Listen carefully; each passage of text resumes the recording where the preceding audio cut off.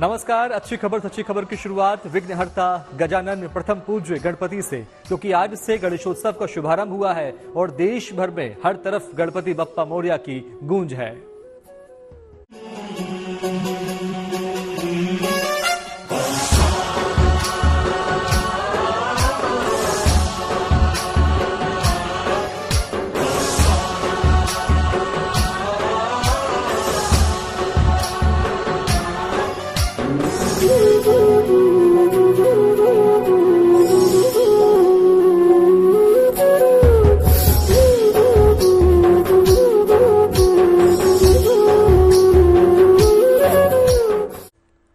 सबसे पहले आपको दिखाते हैं मुंबई में गणेशोत्सव के रंग। एक तरफ लाल बाग के राजा का दरबार सजा है तो दूसरी तरफ उद्योगपति मुकेश अंबानी के घर पर भी धूमधाम से गणपति पूजा हो रही है। हम आपको दिखा रहे हैं दो खास तस्वीरें। एक तरफ कीजिए लाल बाग के राजा के दर्शन, तो साथ ही साथ मुंबई में अंबानी परिवार का गणेशोत्सव किस तरह से सजाया गया है ये भी देख लीजिए। इस साल अंबानी परिवार के लिए गणेशोत्सव बेहद खास है, क्योंकि मुकेश अंबानी के छोटे बेटे अनंत अंबानी का विवाह हुआ है और बहू घर में आई है, तो अंबानी परिवार विशेष रूप से गणपति उत्सव मना रहा है। मुकेश अंबानी के घर गणपति के दर्शन के लिए मेहमान भी आ रहे हैं, सेलिब्रिटीज भी आ रहे हैं और देर रात तक यहां गणेशोत्सव की धूम रहेगी। अंबानी परिवार में गणपति एक दिन के लिए विराजते हैं, कल विसर्जन किया जाएगा।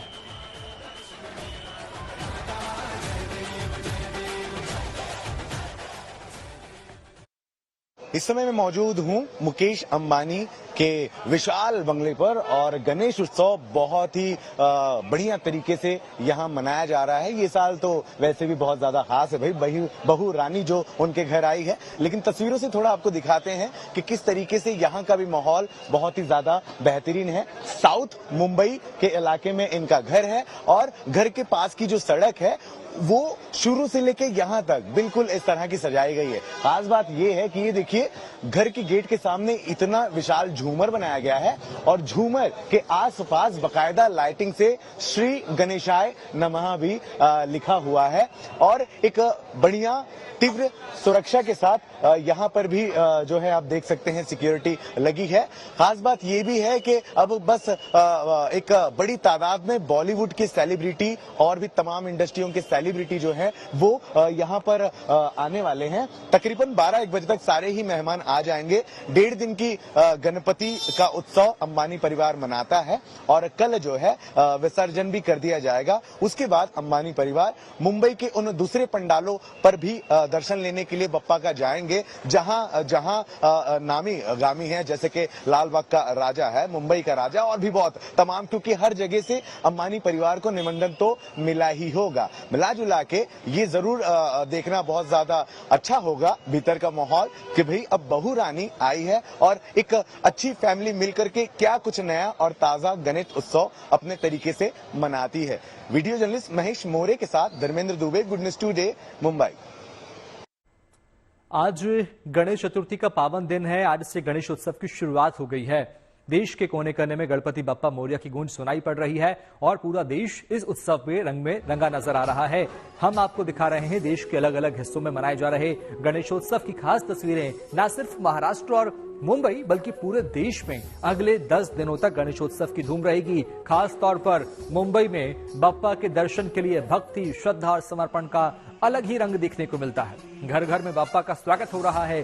शहर शहर गणपति के मंडप सजाए गए हैं। बप्पा के लिए मिष्ठान यानी मोदक बनाए गए हैं। उत्तर से दक्षिण तक, पूरब से पश्चिम तक देश का वातावरण किस तरह भक्तिमय है आप इन तस्वीरों में देखिए। मुंबई, नागपुर, इंदौर, अहमदाबाद, वाराणसी, हरिद्वार, केदारनाथ, मथुरा, कोलकाता और श्रीनगर से लेकर चेन्नई तक गणेशोत्सव के अनूठे रंग आप देख रहे हैं।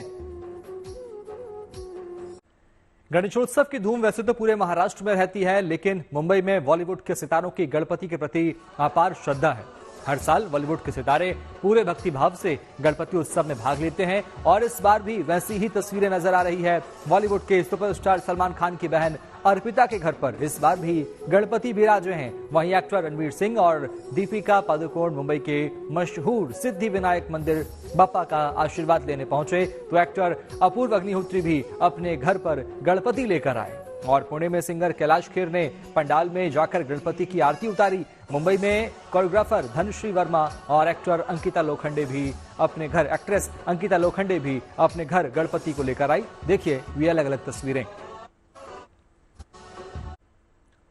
बॉलीवुड के सितारे बप्पा के भक्त तो हैं ही, भला नेता भी कैसे बप्पा की भक्ति में पीछे नहीं है। आज सुबह से ही तमाम केंद्रीय मंत्री और राजनेता गणपति के दर्शन पूजन में लगे नजर आए और गजानन का आशीर्वाद लिया। तस्वीरों में आप देख सकते हैं केंद्रीय मंत्री नितिन गडकरी ने नागपुर में अपने घर पर गणपति की पूजा की। वहीं महाराष्ट्र के डिप्टी सीएम देवेंद्र फडणवीस भी मुंबई में अपने घर पर गणपति की आरती करते नजर आए। शिवसेना उद्धव बालासाहब ठाकरे के नेता उद्धव ठाकरे पूरे परिवार के साथ लालबाग के राजा के दरबार में पहुंचे, तो महाराष्ट्र के कैबिनेट मंत्री गिरीश महाजन भी पूजन अर्चन करते नजर आए। गोवा के सीएम प्रमोद सावंत भी मंदिर में जाकर विधि विधान से गणपति की पूजा करते नजर आए। हैदराबाद में तेलंगाना के सीएम रेवंत रेड्डी भी खैरताबाद में बने पंडाल में गणपति के दर्शन करने पहुंचे। ये अलग अलग तस्वीरें राजनेताओं की आप देखिए, प्रमोद सावंत, रेवंत रेड्डी, गिरीश महाजन, उद्धव ठाकरे, देवेंद्र फडणवीस और नितिन गडकरी। और अब खबर उन पैराथलीट्स की जिनकी कामयाबी पर पूरा देश गर्व कर रहा है। पेरिस पैरालंपिक में धमाल मचाकर भारतीय पैराथलीट्स का दल दिल्ली पहुंचा तो एयरपोर्ट पर उनका शानदार स्वागत किया गया। कई पैराथलीट्स पहले ही स्वदेश आ चुके हैं और अब जो लौटे हैं उनमें अवनी लेखरा, प्रणव सूरमा और मनीष नरवाल सहित कई ऐसे खिलाड़ी हैं जिन्होंने इस बार पेरिस में तिरंगा लहराया है और अपने अगले पैरालंपिक में भी कमाल करना चाहते हैं। देखिए हमारी एक रिपोर्ट।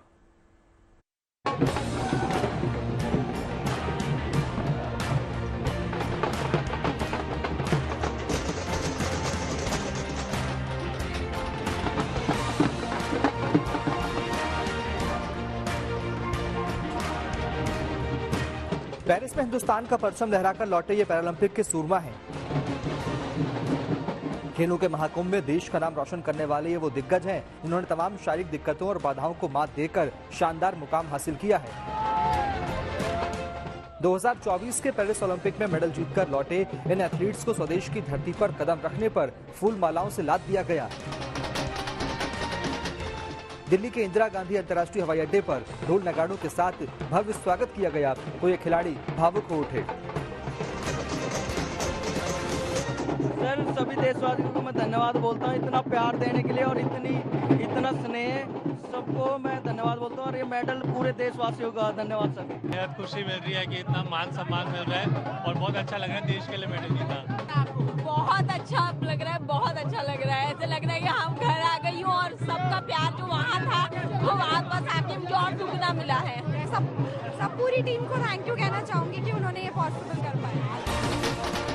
पेरिस में कामयाबी से पैरालिट्स का जोश और मनोबल बढ़ा है और ये लॉस एंजलिस में होने वाले अगले पैरालंपिक में और भी शानदार प्रदर्शन करने के जज्बे से लबरेज दिख रहे हैं। काफी अच्छी जर्नी थी और इस बार काफी अच्छे मेडल्स आए हैं। आगे भी लेट्स होप अच्छा ही होगा। आगे के लिए मैंने सोच रखा है कि लॉस एंजल्स के लिए मैं और प्रिपरेशन करूंगी और वहां मैं गोल्ड मेडल के साथ वापस अपनी बढ़िया प्रेजेंटेशन दूंगी। आगे अभी और तैयारी करेंगे और अच्छा करेंगे, अगली पैरालंपिक में और अच्छा करेंगे। खिलाड़ी जोरदार सफलता हासिल करके लौटे हैं तो इनके कोच और परिजनों की भी खुशी की सीमा नहीं है।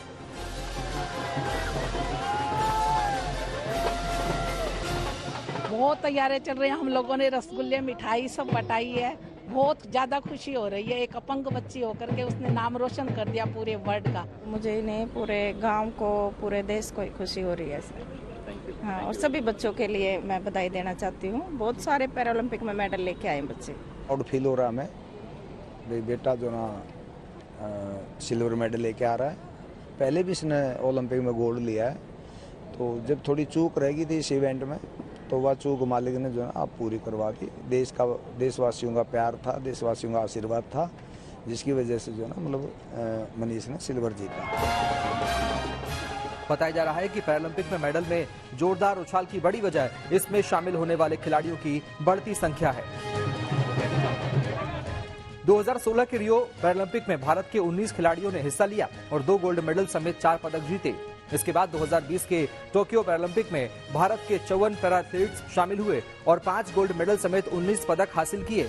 इस बार पेरिस पैरालंपिक 2024 में 84 भारतीय पैरा एथलीट्स पहुंचे तो पदकों में इजाफा भी साफ नजर आ रहा है। साफ है कि पैरालंपिक में लगातार बढ़ती मेडल्स की संख्या से इसके पैरा एथलीट्स को कामयाबी के लिए प्रयास करने का प्रोत्साहन तो दिया ही है, तो इनकी मेहनत भी रंग ला रही है। Bureau report, good news today. PM Modi ने शिक्षक दिवस के मौके पर राष्ट्रीय शिक्षक पुरस्कार से सम्मानित शिक्षकों से मुलाकात की और उनसे बातचीत की। उन्होंने शिक्षकों को देश के भविष्य के निर्माण में योगदान के लिए खास संदेश भी दिया। इस मौके पर शिक्षकों ने अपनी शिक्षण कला के बारे में भी पीएम से बातचीत की और संवाद किया। पंखीड़ा तो उड़ीने जाजे गामे गाम रे, देशना बाळकोने के जे भणवा आवे रे।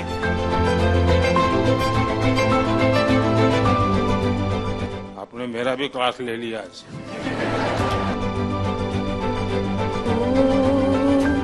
विश्वानि देवा सवितर दुरितानि परासुवा, यद्भद्रं तन्नयासुवा। माननीय प्रधानमंत्री महोदय, नमो नमः। अहम आशा रानी, +2 उच्च विद्यालय चंदन क्यारी, बोकारो, झारखंडतः अद्य भवता सानिध्य प्राप्त अति गौरवम अनुभवामि। आपने कभी सोचा कि जब आप संस्कृत भाषा के प्रति उनको आकर्षित करते हैं, उसके द्वारा उसको एक ज्ञान के भंडार की तरफ ले जाता है, जो हमारे देश में पड़ा हुआ है। क्या कभी इन बच्चों को वैदिक मैथमेटिक्स क्या है, जो एक संस्कृत के टीचर के नाते, या कभी आपके टीचर्स के कमरे में, टीचर्स के बीच में वैदिक मैथमेटिक्स क्या है, कभी चर्चा हुई होगी? नहीं महोदय, नहीं हुई। इसके बारे में मैं आप कभी कोशिश कीजिए, ताकि क्या होगा, अगर आप सबको भी काम आ सकता है। ऑनलाइन वैदिक मैथमेटिक्स के क्लासेस भी चलते हैं। यूके में तो ऑलरेडी कुछ जगह पे सिलेबस में है वैदिक मैथमेटिक्स। माननीय प्रधानमंत्री जी, सादर प्रणाम। मैं कोल्हापुर से हूँ, महाराष्ट्र से। कोल्हापुर वही जिला राजर्षि शाहू की जगह। गला आपका यहाँ आकर के खराब हुआ कि वैसे ही है? नहीं सर, आवाज ही ऐसी है। अच्छा, आवाज ही ऐसी जी है। तो कोल्हापुर से हूँ, महाराष्ट्र से। समोलोया स्कूल में कला शिक्षक हूँ। कोल्हापुर वही है, राजर्षि शाहू की जन्मभूमि। यानी कला में क्या? कला में मैं चित्र, नृत्य, नाट्य, संगीत, गीत, वादन, शिल्प सभी वो तो दिखता है। हाँ। तो मैं प्रायतः ऐसा होता है कि बॉलीवुड या हिंदी फिल्मों के वर्जन सभी तरफ चलते आते हैं। तो मेरे स्कूल में मैं जब से वहाँ पे हूँ 23 साल से, मैंने जो अपनी भारतीय संस्कृति है और लोक नृत्य और जो हमारी शास्त्रीय नृत्य है, उसके आधार पर ही रचना की है। मैंने शिवतांडव स्तोत्र किया है, और वो भी बड़ी तादाद में मैं करता हूँ, 300, 200 लड़कों को लेके, जिसके विश्व विक्रम भी हुए हैं। छत्रपति शिवाजी महाराज की जीवनी पर भी मैंने किया है, वो भी विश्व विक्रम में दर्ज हुआ था। और मैं शिवतांडव किया है, मैंने माँ देवी का हनुमान चालीसा किया है, देवी के रूप का दर्शन किया है। तो इस तरीके से मैं अपने नृत्य की वजह से। आप तो करते होंगे? मैं खुद भी करता हूँ और मेरे बच्चे भी करते होंगे आप। हाँ। लेकिन जिन स्टूडेंट्स के लिए आपकी जिंदगी है, हाँ, उनके लिए क्या करते हैं? वही सब करते हैं सर। वो क्या करते हैं? 300-400 बच्चे एक नृत्याविष्कार में काम करते हैं। और सिर्फ मेरे स्कूल के ही बच्चे नहीं, मेरे आजू बाजू में थोड़ा स्लम एरिया है, कुछ सेक्स वर्कर के बच्चे हैं, कुछ व्हीलचेयर वाले बच्चे हैं, उनको भी मैं एज अ गेस्ट आर्टिस्ट के तौर पे लेता हूँ। लेकिन उन बच्चों को तो आज सिनेमा वाले गीत पसंद आते होंगे। जी सर, लेकिन मैं उनको बताता हूँ कि लोक नृत्य में क्या जान है, और मेरा सौभाग्य है कि बच्चे मेरी इस बात सुनते हैं। जी, 10 साल से मैं सर कर रहा हूँ। टीचर की नहीं सुनेगा तो बच्चा जाएगा कहाँ? जी सर। माननीय प्रधानमंत्री जी, नमस्कार। नमस्ते जी। मैं डॉक्टर अविनाशा शर्मा, हरियाणा शिक्षा विभाग में बतौर अंग्रेजी प्रवक्ता के रूप में काम कर रही हूँ। माननीय हरियाणा के जो वंचित समाज के बच्चे हैं, जो ऐसी पृष्ठभूमि से आते हैं जहाँ अंग्रेजी भाषा उनके लिए सुनना और समझना थोड़ा मुश्किल होता है, उसके लिए मैंने एक प्रयोगशाला का निर्माण किया है। न सिर्फ भाषा अंग्रेजी भाषा के लिए तैयार की गई है, बल्कि क्षेत्रीय भाषाएं और मातृभाषा दोनों का ही इसमें समावेश किया गया है। महोदय, राष्ट्रीय शिक्षा नीति 2020 आर्टिफिशियल इंटेलिजेंस और मशीन लर्निंग के जरिए बच्चों को पढ़ाने के लिए बढ़ावा देती है। इन पहलुओं को देखते हुए मैंने इस भाषा प्रयोगशाला में आर्टिफिशियल इंटेलिजेंस का भी समावेश किया है। जैसे जनरेटिव टूल्स आर्टिफिशियल इंटेलिजेंस के हैं, स्पीकोमीटर और टॉकपाल, उनके जरिए भाषा के शुद्ध उच्चारण को बच्चे सीखते और समझते हैं। मुझे बहुत खुशी हो रही है आपसे साझा करते हुए महोदय कि मैंने अपने प्रदेश का प्रतिनिधित्व यूनेस्को, यूनिसेफ, इंडोनेशिया और उज़्बेकिस्तान जैसे क्षेत्रों में, देशों में किया और उसका प्रभाव मेरे क्लासरूम तक पहुंचा। आज हरियाणा का एक सरकारी स्कूल ग्लोबल क्लासरूम बन गया है और उसके ज़रिए बच्चे इंडोनेशिया में कोलंबिया यूनिवर्सिटी में बैठे हुए प्रोफेसर्स और स्टूडेंट्स के साथ बातचीत करते हैं और अपने अनुभव को साझा करते हैं। थोड़ा अनुभव बताएंगे किस प्रकार से करते हैं आप, बाकियों को भी पता चले। हाँ जी सर, माइक्रोसॉफ्ट स्काइपाथन एक टाइप का प्रोग्राम होता है जिसको मैंने अपने बच्चों से इंट्रोड्यूस कराया है। कोलंबिया यूनिवर्सिटी के प्रोफेसर्स के साथ बच्चे जब बातचीत करते हैं, उनके कल्चर, उनकी लैंग्वेज, उनकी जो रोज़मर्रा में काम आने वाली चीज़ें हैं, जिस तरीके से वो अपने एकेडमिक्स को इन्हांस करते हैं, वो चीज़ें हमारे बच्चे सीख पा रहे हैं। चलिए, बहुत बधाई है आपको। जी सर। तो आप क्या करते हैं? सर मैं अमरेली से प्राइमरी स्कूल में टीचर हूँ और वहाँ पर श्रेष्ठ पाठशाला निर्माण से श्रेष्ठ राष्ट्र निर्माण के जीवन मंत्र के साथ पीछे 21 साल से काम कर रहा हूँ सर। क्या विशेषता क्या है आपकी? सर मैं, हमारे जो लोकगीत कहते हैं आप बहुत पेट्रोल जलाते हैं। हाँ सर, वो बाइक पर में जो हमारा प्रवेशोत्सव आपके द्वारा जो हमारा सफल कार्यक्रम वहाँ से शुरू हुआ 2003 से। सर हमारी जो लोकल गरबा गीत है उसको मैं एजुकेशन अवेयरनेस गीत में परिवर्तित करके मैं गाता हूँ। जैसे पंखीड़ा है हमारा, सो अगर आपकी अनुमति हो तो गा। हाँ, हो जाए। पंखीड़ा तू उड़ीने जाजे गामे गाम रे, पंखीड़ा तू उड़ीने जाजे गामे गाम रे, देशना बाळकोने के जे भणवा आवे रे, मारा गामना बाळकोने के जे शाळामां आवे रे, हे पंखीड़ा ओहो पंखीड़ा पंखीड़ा हो। ये गुजराती बहुत प्रसिद्ध लोकगीत है, उन्होंने इसको शब्द बदल दिए हैं और वो कह रहे हैं कि बच्चों को गीत से बताते हैं कि अरे भाई तुम स्कूल चलो, पढ़ने के लिए चलो। मैंने अपने तरीके से वो कर रहे हैं। और सर 20 भाषा के गीत भी मैं गा सकता हूँ, 20 भाषा के साथ। अरे वाह। अगर मैं केरला के बारे में बच्चों को सिखाता हूँ तो मैं कोट्टनाडन पुंजे इल्ले तित्तई तग तई तई तुम कोच्चु पेन्ने को इल्लाले तित्तिता तित्तई तई कोट्टु वेणम कुरल वेणम कुरवा वेणम। अगर तमिल में सिखाता हूँ तो तमिल के दोस्त है वाह यानी आओ, पधारो, वेलकम। सो वाह वाह वाह वाह वाह वाह उड़ी पड़े त कन्नी नाई वाह वाह वाह उर्द कौंड नेंजी नाई वाह वाह वाह। अगर मैं मराठी में आनंद कंद ऐसा आहिंद देश माझा, आनंद कंद ऐसा। अगर कन्नड़ा में भारता नಮ್ಮದು ಅಂದು ಇಂದು ಎಂದಿಗೂ ಇದುವಯೇ ಸ್ವರ್ಗವು ಹರಿಯ ಜರಿಯ ನಮ್ಮಿದು ಭಾರತ ನಮ್ಮದು। भारत माता को नमन करता हूँ। अगर मैं राजस्थानी में सिखाता हूँ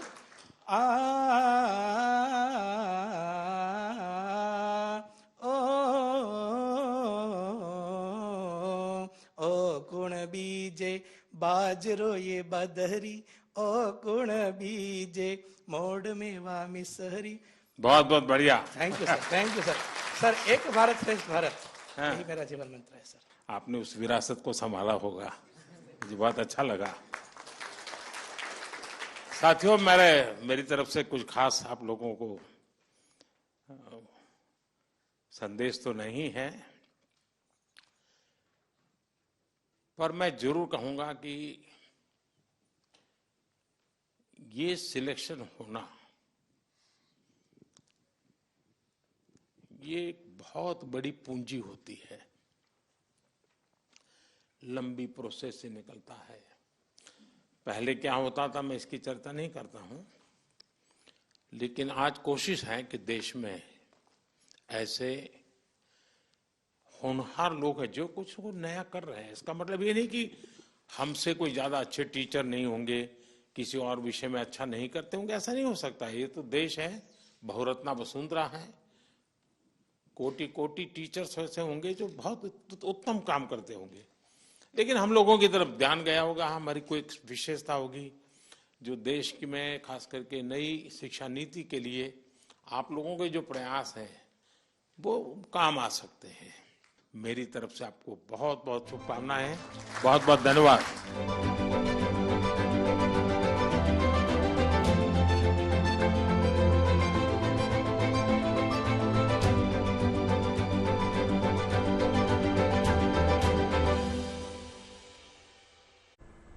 और अब खबर वायुसेना के तरंग शक्ति अभ्यास की। जोधपुर में भारतीय वायुसेना के इस मल्टीलैटरल अभ्यास में दूसरे देशों की वायुसेनाओं के साथ भारतीय वायुवीर भी अपने दमखम की नुमाइश कर रहे हैं। आप भी देखिए।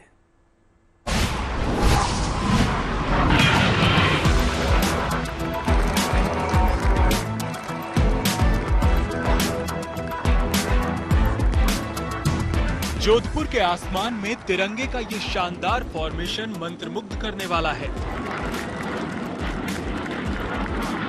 भारतीय वायुसेना की तरंग शक्ति एक्सरसाइज के दौरान एयरफोर्स की Surya Kiran aerobatic team SK-80 ने यहां पर अलग अलग तरीकों से सटीक उड़ान की अनूठी नुमाइश की। शनिवार को तरंग शक्ति अभ्यास में ओपन डे रखा गया था। इस दौरान हुए एयर शो में SK-80 के साथ साथ सुखोई 30 MKI, स्वदेशी लड़ाकू विमान तेजस और हेलीकॉप्टर प्रचंड ने भी रोमांचक फॉर्मेशन पेश किए। तकरीबन 25 मिनट के इस एयर शो के पहले भाग में 9 विमानों ने अलग अलग फॉर्मेशन बनाए और वॉरफेयर टैक्टिक्स का प्रदर्शन किया।